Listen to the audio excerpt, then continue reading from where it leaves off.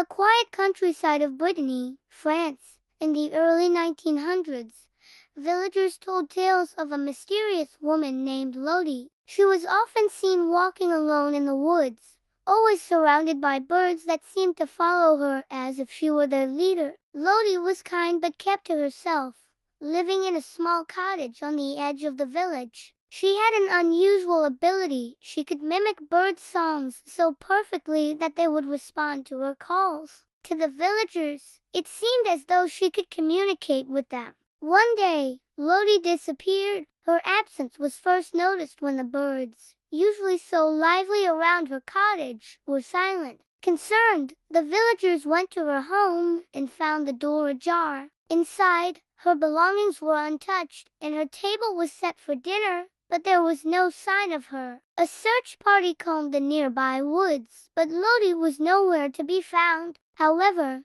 as they ventured deeper into the forest, they heard an unusual sound, an eerie harmony of bird calls, as if they were singing together. Some claimed the melody was not random, but organized, almost like a message. In the weeks that followed, strange things began to happen. Villagers reported seeing flocks of birds forming shapes in the sky, shapes that looked like a woman walking. Others claimed they could hear faint whispers in the woods, almost as if Élodie's voice was carried on the wind. Years later, Élodie's cottage remained abandoned, but the forest surrounding it became known as La Forêt Chantante, the singing forest. To this day, travelers who pass through claim to hear bird songs unlike any they've ever heard before, as if Élodie's spirit still lingers, speaking through the birds she loved.